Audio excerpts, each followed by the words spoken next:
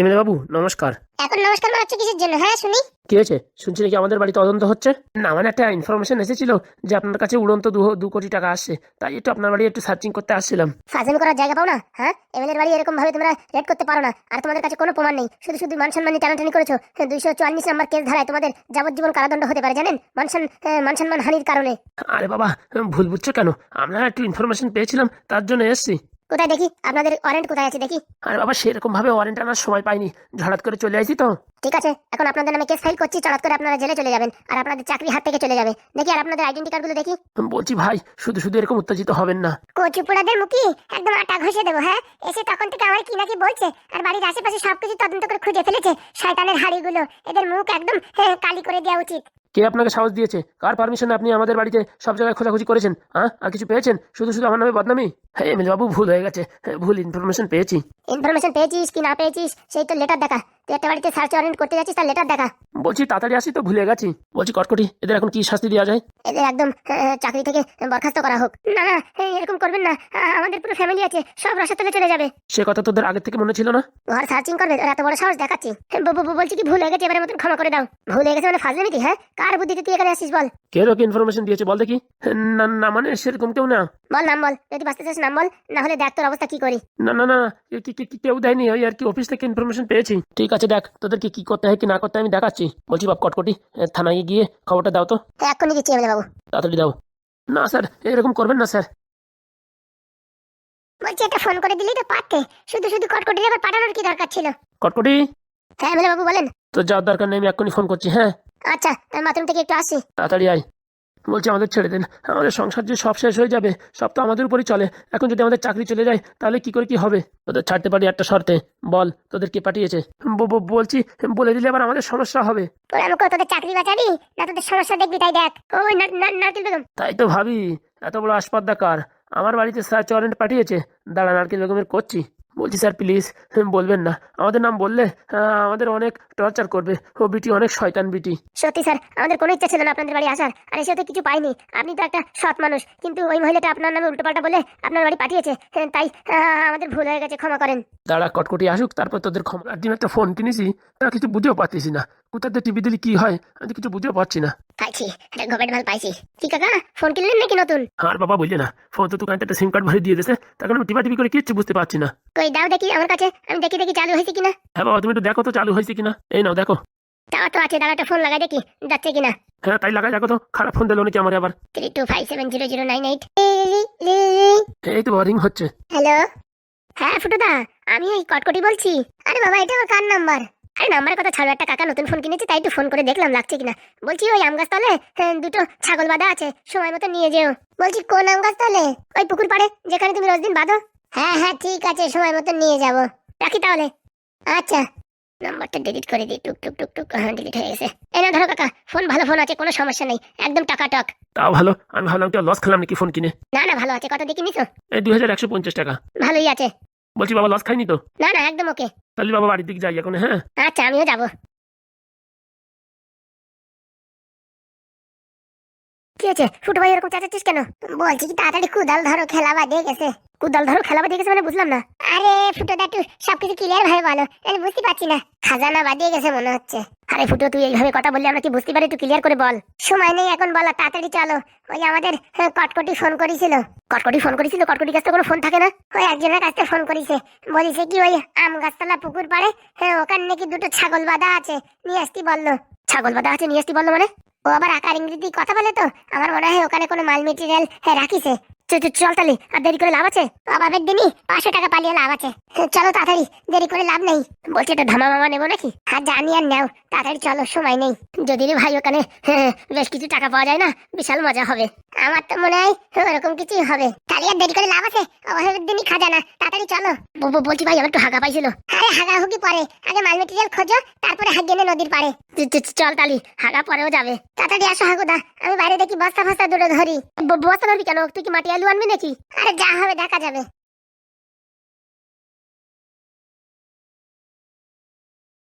বলছি sir please আমায় ছেড়ে দিন স্যার, আর ভুল হবে না। ঘরে মা বাবা আছে বয়স্ক, আমাদের চাকরি চলে গেলে ওদের খাওয়াবে কে? কে আছে এমএলএ বাবু, শিকার গেছে? নারকেল বেগম পাঠিয়েছে বলছে। আমার ধারণা ওরকমই ছিল। এদের এখন কি করব? কি আবার করবা, পুলিশ স্টেশনে ফোন করো আর যাবজ্জীবনের জন্য কারাদণ্ডে বন্দি করো। এরকম বলবেন না, এরকম বললে যে আমরা প্রাণে মারা যাই। হ্যাঁ বাবা, বাড়ি ছোট ছোট ছেলে মেয়ে আছে, বউ ছেলে মেয়ে, আমাদের গোষ্ঠীর সব লোক আছে। আমরা ইনকাম না করলে যে তারা অসহায়, সেসব কথা তোমার আগে মনে থাকে না? ভুল হয়ে গেছে এমএলএ বাবু। শুনেছি নাকি আপনি খুব দয়ালু, আপনি গরিব মানুষের পাশে দাঁড়ান। আমরা ভুল ইনফরমেশন পেয়েছি আর আমাদের উপরে অনেক প্রেশার ক্রিয়েট করেছে, তার জন্য আমরা আসছি। শোনো স্বামী, বলে দিচ্ছি এদের ছেড়ে দেওয়া ছেড়ে দাও, কিন্তু নারকেল বেগমটা ছাড়বো না বলে দিচ্ছি একদম। আর এখন কটকটি কি করব? বলছি তোমাদের ছেড়ে দিতে পারি, কিন্তু আমার ছোট্ট একটা কাজ করতে হবে। কি কি কি কাজ? যখন সময় আসবে তখন বলবো, তখন তোমাদের আমাদের ফেভার হয়ে কাজ করতে হবে। আমরা রাজি, আমরা রাজি। হ্যাঁ একদম, তুমি যা বলবে তাই করবো, এবারের মতন ছেড়ে দাও। মনে থাকে জানো? আচ্ছা। আর শোনো, তখন যদি ফাঁকিবাজি করার চেষ্টা করো না, তাহলে কিন্তু ছাড়বো না। আমার নাম কটকটি, মনে রেখো, একদম রক্ত চুষে নেবো। না না, আপনি আমাদেরকে উপকার করছেন, তা আমরা আপনাকে উপকার করব। হ্যাঁ বাবা, আমরা আপনাকে উপকার করব, সবকিছু যেন মাথায় থাকে। আচ্ছা তাহলে এখন আমরা আসি। হ্যাঁ এসো, আর এরকম ফাজলিমিতি কারোর সাথে করার চেষ্টা করবা না। না না না না, আর কোনোদিন না। বাবা গুলির মতন পালাই গেল যে। যে ভয় পেয়েছে, গুলির বেগে কেন, কামানের বেগে পালানো উচিত। বলছি শোনো কটকটি, আমি কিন্তু বলে দিচ্ছি নারকেল বেগমকে ছাড়া চলবে না। ও আবার শুনছি নাকি ভোটেও দাঁড়াবে। ওনি আপনি টেনশন করবেন না গিন্নিমা, নারকেল বেগমের পাত্তা সব কাট করে দেবো। এক্ষুনি কাট করা দরকার। ও আমাদের উপর সাথে এরকম চিটিংবাজি করেছে, হ্যাঁ 8 কোটি 10 কোটি টাকা বলে বিক্রি করেছে মুচাকল। টেনশন করবেন না, সব সময় মতন রাখবেন, সব একদম হিসাব মিলে গেছে।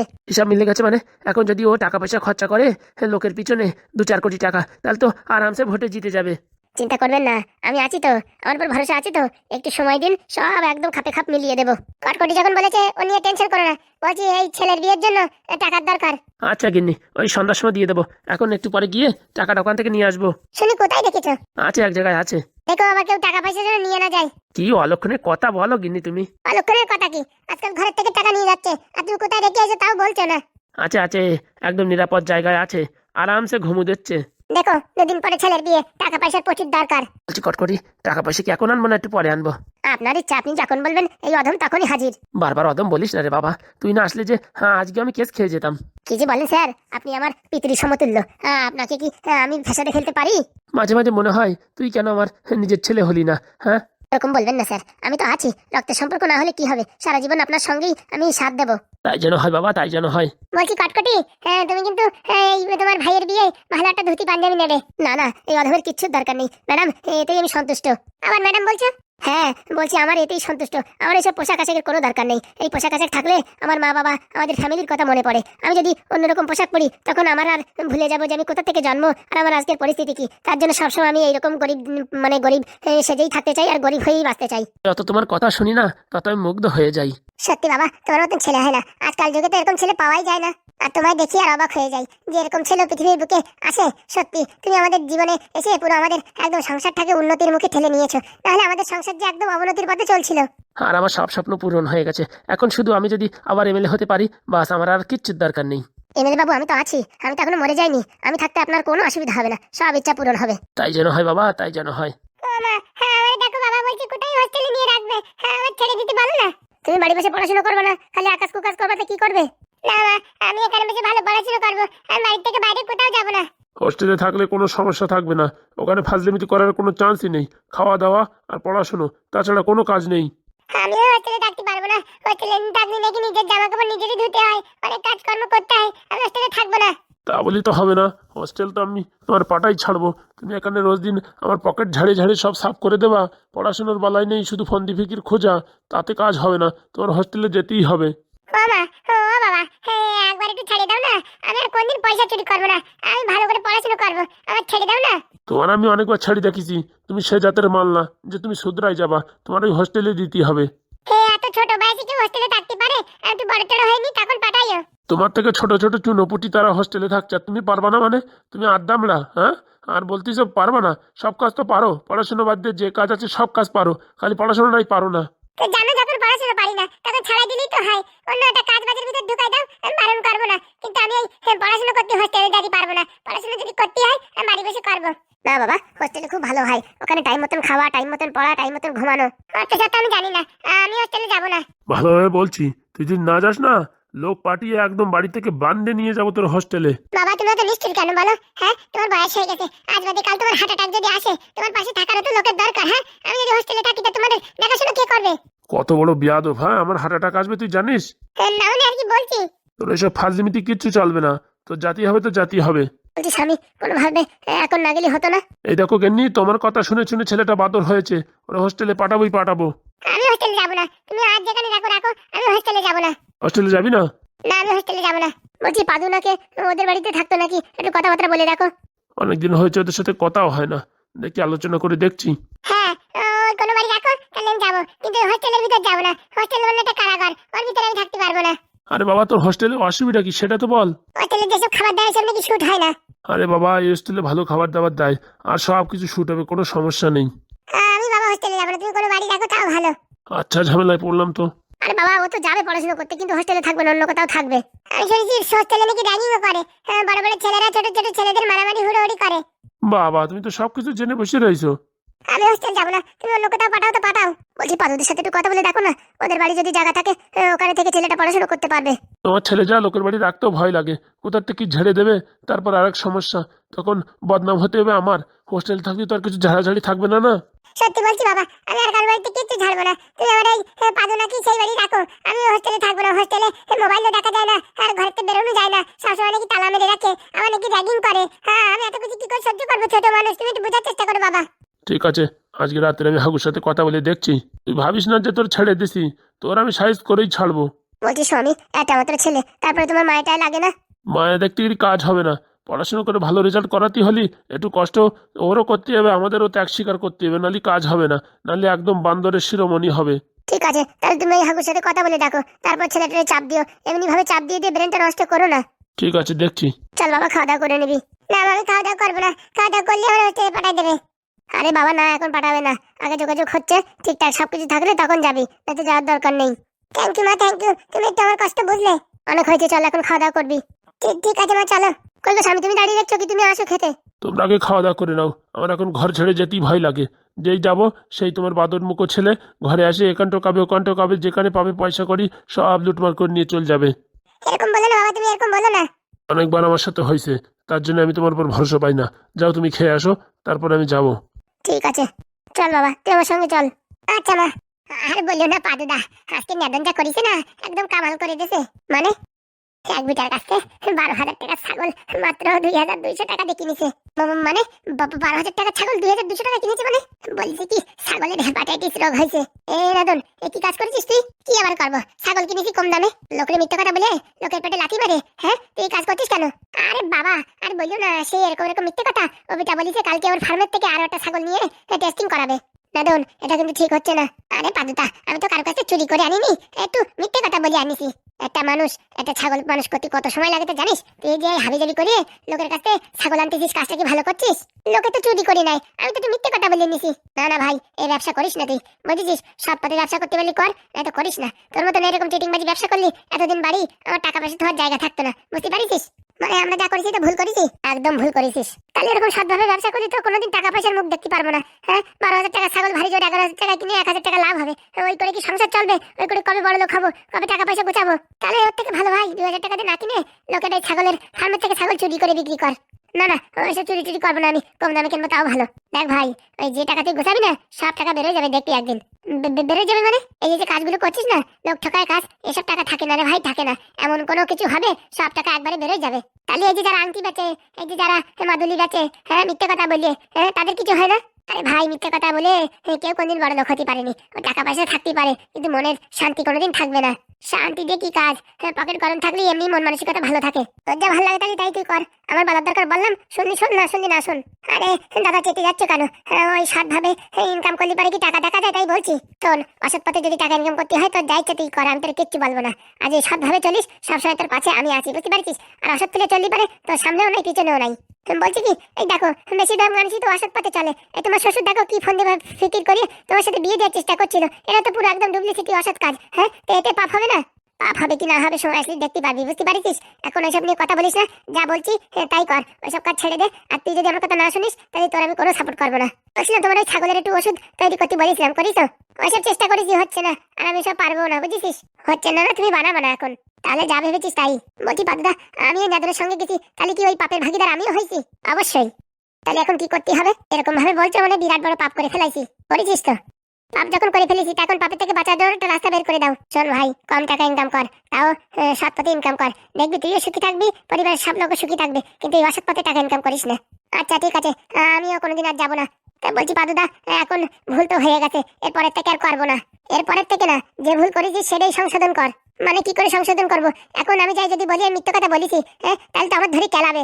তুই এক কাজ কর, তুই বল এই ছাগল আমি বাড়ি নিয়ে গেছিলাম, দেখেছি এর রোগ হয়েছে, বাড়ি গিয়ে এর একটু ওষুধ একটু জড়িবুটি খাওয়াইছি, ঠিক হয়ে গেছে, ছাগল এখন তুমি বাপু নিয়ে নাও, আমার এই খরচার টাকা টাকা দিয়ে দাও, যা সে খুশি হয়ে দেয় সেই টাকা নিয়ে নে, বুঝেছিস? মানে তুমি বলছো এই ছাগল এখন ফেরত দিতে হবে?